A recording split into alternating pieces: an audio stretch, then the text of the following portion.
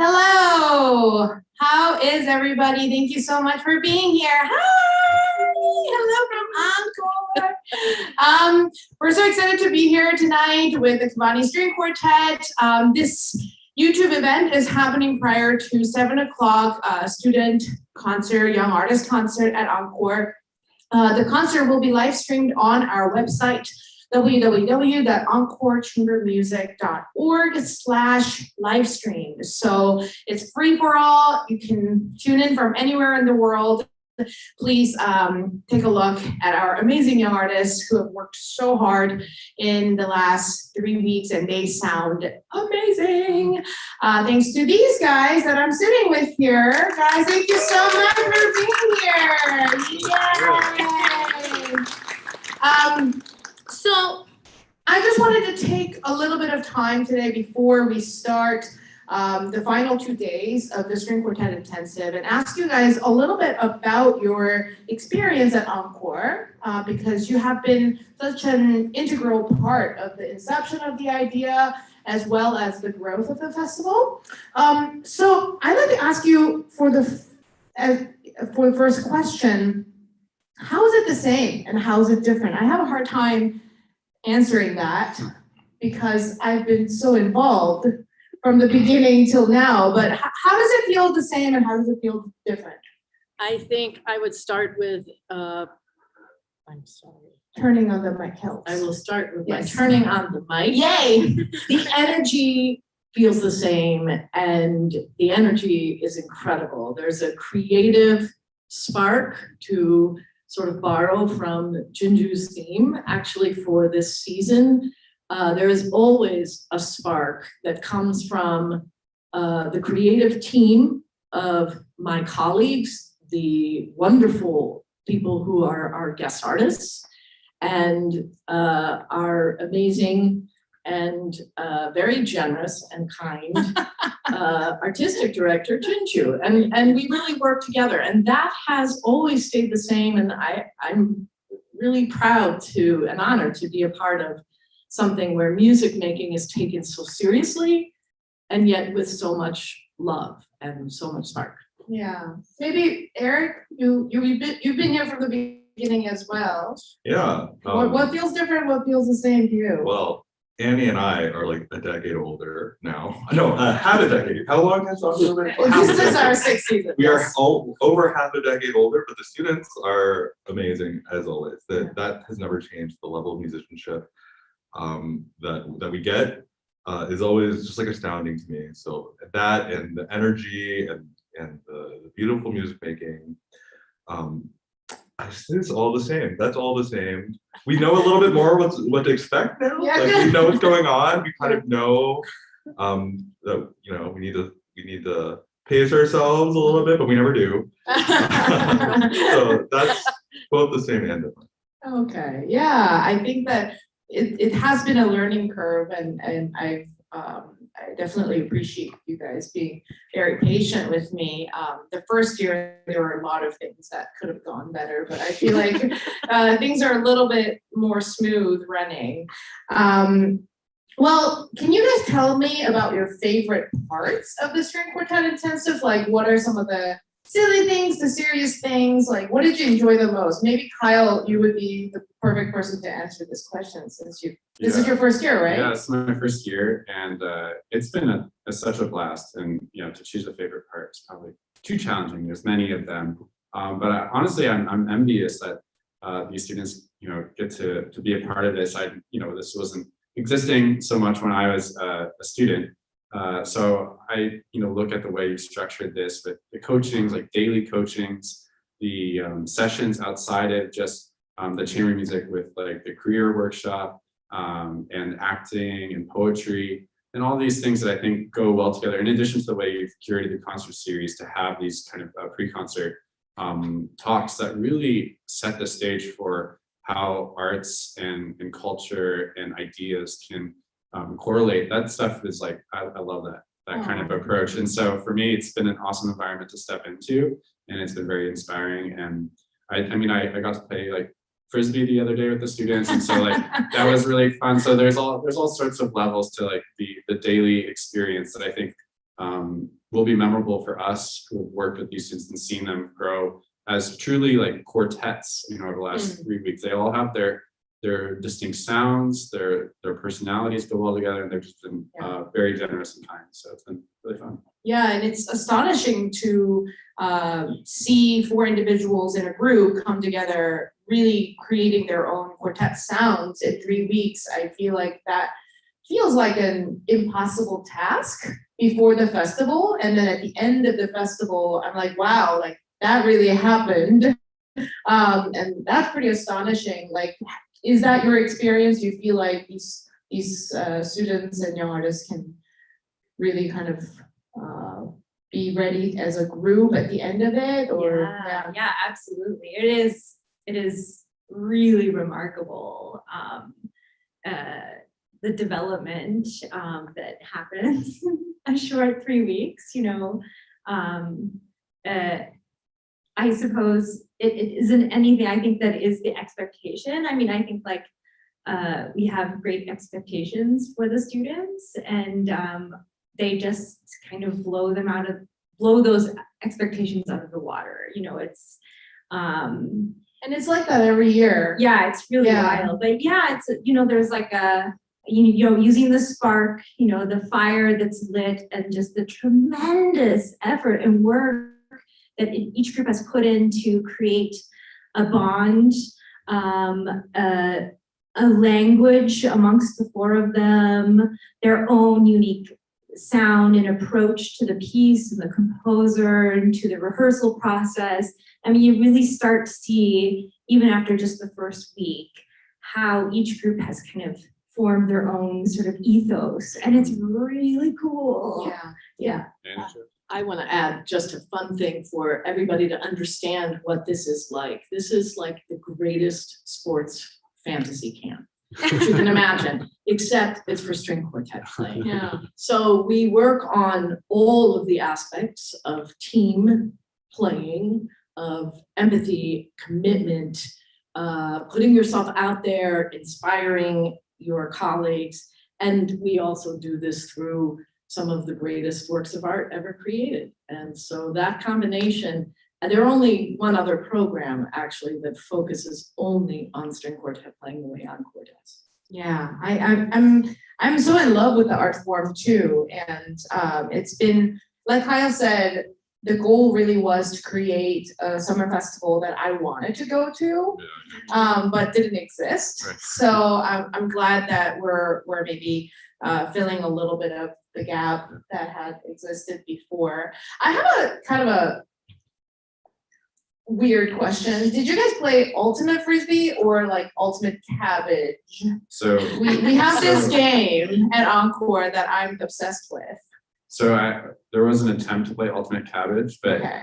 the cabbage died so fast Oh. that it quickly turned into Ultimate Frisbee. Okay. But there was an attempt, and no one ate the cabbage after the cabbage. Yeah, that's kind of gross to eat that Yeah. afterwards. We made sure Yeah. no one decided. Yeah, good. That's good. That's a little bit of the silliness that exists at ENCORE. So like you said, Annie, like string quartet is super intense. Actually, was it Eric that we never pace ourselves? Yeah, sorry. Yeah, we never pace ourselves. It can be quite intense for both faculty and students. What do you think are the challenges that our young artists face during the course of the 3 weeks, trying to learn a whole piece in 3 weeks, and then also trying to gel as a group? Like, what are some of the most obvious challenges that they face? Go for it. I'll start, but then I'm sure there are other answers. I mean, there's one obvious one, which is just learning this huge amount of music, which is very complicated, both individually, difficult technically, and also ensemble-y, and just to understand the depth of this music. There's a lot in it. There's a lot to understand in the score, and to understand, how the different parts fit together, and beginning to understand the world of the composers, what they were writing about, the world that they lived in. So I think, there are lots of layers of challenges. It's just like a lot to take it in a short amount of time. But Eric, do you want to add to that? Yeah, I mean, I think that it's a pretty uncommon experience to be also put into a group of people you may not have met before. And it's funny to say that this is a challenge because it has seemed so easy for this group to incorporate and to play together. And I think that people viewing the concert tonight will also imagine that they've been playing together for years, but most of them have not known each other for very long at all. And the festival is really designed with the seminars and the classes that we give to really help teach the skills needed to do this, to really mesh as a group in a very short amount of given time. Like Annie was saying, teaching the power and the techniques behind working as a team. And I think that is a skill that the students and that we use daily, but that the students will use regardless of where they find themselves in the future, whether it's as a teacher, in orchestra, as a professional string quartet musician. It's useful everywhere. So I think that is one of the challenges and one of the things that can really be taught and conquered here if we're going to call it a challenge. Right. Beautiful, great. Well, I would like to take a little bit of time talking about the program that we're going to hear in the next 2 days.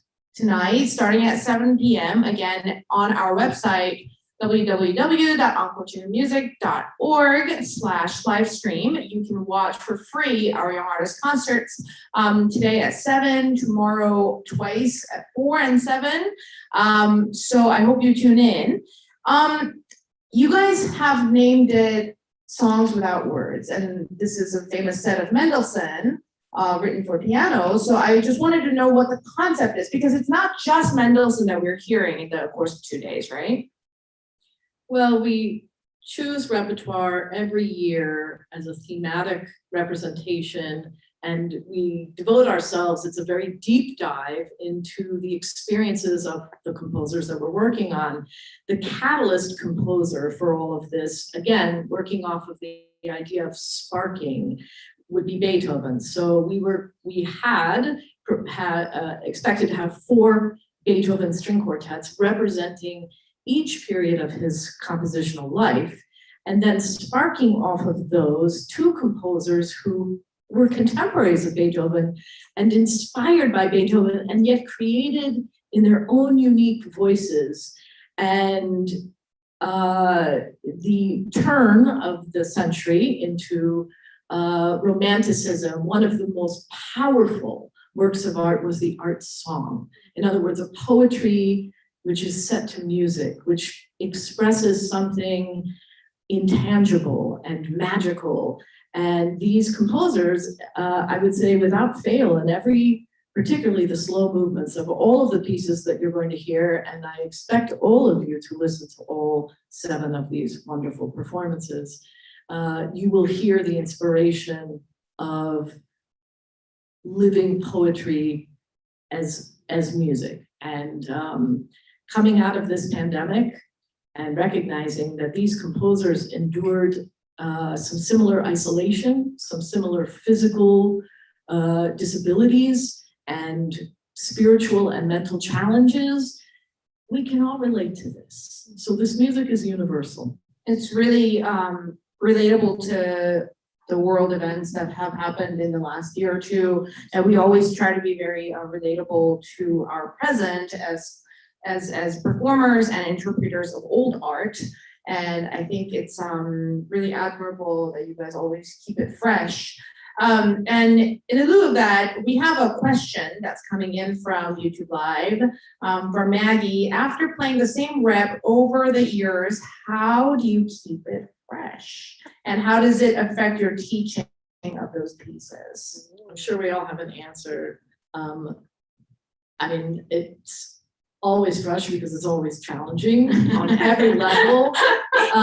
It's a new conversation every day. But for me, it's the audiences are different every time. You might be playing for someone who's never heard Beethoven Opus 132 before. And it's a chance that they might find it as transformative as you do. So I would say that's one aspect of keeping it fresh, and it's, I don't know, I know. I mean, but it's gotta be challenging, right? We've all played same repertoire multiples of times, especially, you know, multiple times in one season or over 2 seasons consecutively. And then, you know, it's after a while, it's a little bit like driving a car. You like go in there and you're like, okay, this is just gonna go. But then you also need to bring the artistic and the fresh element that is palpable for the audience members who are hearing for the first time. So like, do you guys have any individual methods or like mind games that you play with yourself to keep that? Yeah, totally. I mean, it's one of the things that we've actually been working on. Obviously, you know, these are new groups, and you know, some of them are playing these works for the first time. So for them, that is fresh already. But you know, we've even been talking about it with the students. This idea of being able to reflect to each other, to speak through the bows. My Canadian is, I just came out. I'm a Canadian. Sorry. Cut. It was cut. But you know, that you can be very spontaneous on the stage, and that if you do something with a slightly different inflection, your teammates will respond to you. And I think that element of live music, and once you really know the score and you really start seeing different possibilities, you can kind of adjust on the stage. And I actually think it's one of the reasons personally why I find playing a quartet much more appealing than, you know, solo, because the realm of possibilities is what's inside me, but also what's in my colleagues, and you just never know quite what's going to happen. Yeah. And it's exciting. Yeah. It's the same when you play solo. Well, I guess you that's never true know too. what the conductor's gonna do. I guess that's true. the next too. minute. Yeah. I've had some really exciting surprises in that area. But I think it's a lot more intimate too. It's to have those surprises be reciprocated within a quartet. It's obviously a lot more flexible ensemble to keep it such small numbers. So it's really cool that you guys are able to do that. Yeah, I was just gonna add, like, one thing that for me always keeps it fresh and exciting is I generally try to, for each movement we play, find like an emotional keyword, which is I think something we've talked to the students a lot about. But then I use that as a way to either kind of be introspective and choose like a personal story that relates to that emotion, and then try to treat the quartet like a table conversation where I'm able to then share that, you know, that story with someone I'm playing a duet with, or I'm hearing the violist, you know, have the melody, I'm going to support and listen to their story. So it's kind of like, you know, sitting at lunch together. And that conversation, although, you know, every day you sit at lunch together, every day is a different conversation. So that's kind of how I like to think about it. My mind game, I guess. No, that's really interesting. And I love that you're able to do that, since string quartet repertoire is probably some of the most emotionally daunting and intense works of art. I mean, so many of these pieces were written after like real life altering events, like Mendelssohn's sister dying, or Beethoven almost dying of poor health. And you know, one thing that I find always astonishing about the string quartet repertoire is that so many composers were determined to write this form of music, string quartet, after a really intense and sort of changing of your life's goal kind of event. So I think it's really cool that you're able to still, like, you know, approach it with such an intimacy and such conversational style. It's all in the music. I mean, sorry, Annie. Well, wouldn't you also say, and you're a wonderful, amazing, thoughtful teacher. Stop it. Having to coach, having to see this music through the eyes of a student who's learning it for the first time is always helpful to me. I recognize new qualities that I didn't see before. It's Mm. wonderful. So there's a reciprocal process, and sometimes it changes, we'll sit down and, oh, I played the same section at 132. We always did a certain bowing a certain way, and this group tried something different, and let's try that. So it can be quite literally change our interpretation. As teachers, we are learning. Yeah, cool. Really, really cool. And I think that's the joy of teaching too, just in general, beyond string quartets. It's just the joy of teaching music is that the vision of what we have about the piece is always changing, and it's changing through the lives of so many people. And I think that it's such an interesting life to perform and teach at the same time. I guess the last question that I have for you guys is, what would you like to tell the students who are about to perform? What would be sort of the last words before they leave the festival, or I guess perform and Maybe each of us leave the- should say that. Yeah, yeah. Don't mess it up. No, Yeah. that's That's us me. right there in a nutshell. That's really our style. I would say, first of all, congratulations.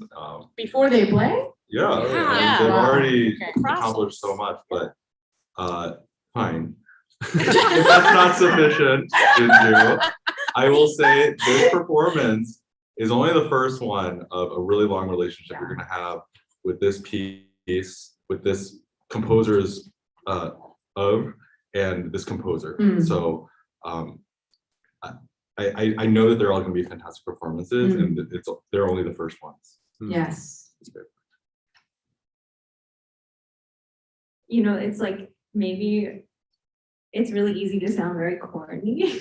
That's okay. But I mean it. Yeah. The work that you've done is so inspiring. And, I guess I sort of piggyback on Eric's idea that you'll carry with you forever. You have it, it's there, it's inside you, this experience. And it's for you to enjoy and love, it's yours. And I'm just really excited for a bright future for the world and for you all. Yeah, it's a living, I feel like the way that I've looked at chamber music is a living testament to how the Cavanis have taught in the past. I've only had 1 year of series string quartet, and it really changed my life forever. I'm running a string quartet intensive, and I know that the power that it has, learning this repertoire and being in touch with other human beings like this. Yeah. I guess I would say after like almost a year and a half of no live performances is just, it's so wonderful to be in the same room together and to be able to, have that spontaneity we were talking about a minute ago when you're performing, and have real-time conversations on stage, and also be able to have a real relationship with the audience, whether it's through live stream or through in person. There's a certain sense of unity that I think is really awesome. And so I hope the students get to really enjoy that. And it's kind of an amazing reunion of sorts, even though none of them really knew each other before 3 weeks ago, just to be able to have that camaraderie. So I think it's all fun for us as audience members also to be a part of that. And I was thinking the other day, I think during one of the concerts, I was like, wow, I haven't really been in a space where it's just been quiet and been able to just experience something that's really deep and personal, both to the listeners and also to the composer. And I think that just really brings everyone together. So I think it's going to be really fun, and I hope they enjoy it. Cool. Annie, don't mess it up. Every time we go through this process, every summer, I feel very changed by getting to know all of these incredible people. And I would second everything that my colleagues have said. And I would say just be as generous to each other musically and in every way as you possibly can. Trust your intuition. We've fussed and fumed and snorkeled word I made up, over every note. We've talked about the history, the context, and then this is time for you to play together, to make music together, and really enjoy the inspiration, and that inspires the audience, and that's, you know, just fly free, and we're very excited to hear this program. Yeah, I am too. I hope you guys will tune in on our website to listen to our young artists play the beautiful program of Beethoven, Mendelssohn, and Schubert. The concerts are today at 7 p.m. Today is Thursday, and Friday, tomorrow, we have 2 performances at 4 p.m. and 7 p.m. And also, don't forget to check out Encore's next week's performances celebrating July 4th. We have the amazing fiddler Michael Cleveland coming into Cleveland to do live concerts. Yeah, it's gonna be so great. And then on Friday, we have a wonderful program of Bach, Mozart, and Steve Reich's different trains inspired by Albert Einstein. So I hope you guys will all stay in touch with Encore Chamber Music. And thanks for tuning in today. Thank you. Bye. See you at the concert. Thank you.